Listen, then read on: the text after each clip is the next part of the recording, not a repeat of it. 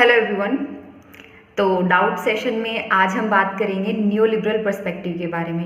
एक सवाल पूछा गया था कि न्यू लिबरल विजन या न्यू लिबरल अप्रोच होती क्या है। देखो, इसको समझना बहुत इजी है। न्यू लिबरल एक प्रकार की इकोनॉमिक फिलॉसफी है। 1930 में ग्रेट डिप्रेशन आया, उससे पहले हम क्लासिकल लिबरलिज्म के मॉडल को फॉलो कर रहे थे। क्लासिकल लिबरलिज्म का मॉडल ये कहता है कि स्टेट का रोल कम से कम होना चाहिए और मार्केट को फ्री छोड़ देना चाहिए। मार्केट बिल्कुल फ्री होनी चाहिए, जो जितनी भी इकोनॉमिक एक्टिविटीज़ होती हैं वो मार्केट के द्वारा कंट्रोल की जाए, ये क्लासिकल लिबरलिज्म कहता है।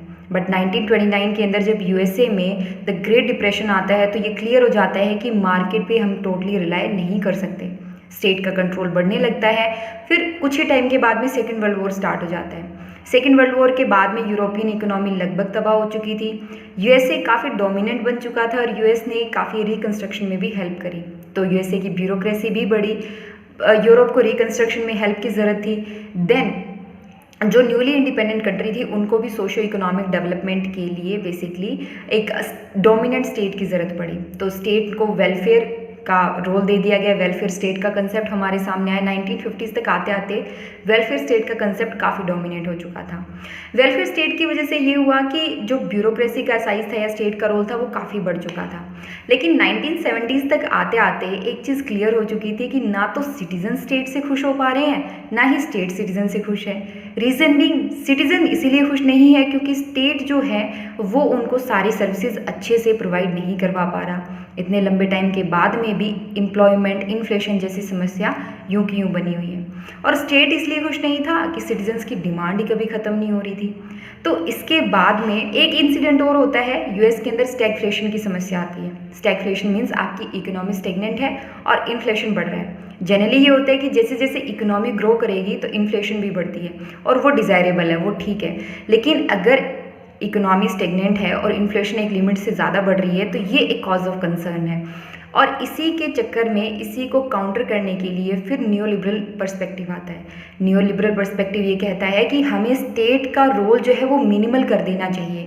ये वेलफेयर स्टेट का एक वी कैन से कि एक काउंटर है, ठीक है, कि वेलफेयर स्टेट में स्टेट का रोल डोमिनेंट है। लेकिन न्यू लिबरल कहता है कि हम बिल्कुल कम करने की बात नहीं कह रहे। जैसे क्लासिकल लिबरलिज्म ये था कि स्टेट का रोल बिल्कुल ही कम कर देना चाहिए, सिर्फ लॉ एंड ऑर्डर को मेंटेन करना ही उसका काम है। न्यू लिबरल पर्सपेक्टिव ये कहता है कि स्टेट का रोल मिनिमल होना चाहिए और यहाँ पर मार्केट और स्टेट के रोल को बैलेंस करने की कोशिश करी गई है। थोड़ा सा मार्केट की तरफ ज़्यादा ओरिएंटेशन है।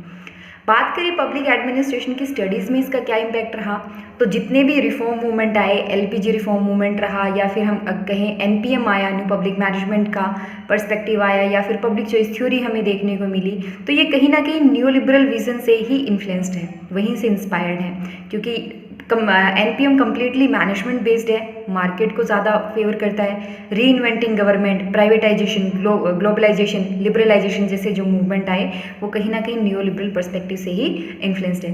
तो आई होप आपको ये जो डाउट रहा होगा ये क्लियर हुआ, और ये इवोल्यूशन के बाद में जैसे हम एनपीएम के बारे में पढ़ेंगे तो वहाँ पर बहुत हेल्प होने वाली है आपकी इस कंसेप्ट से।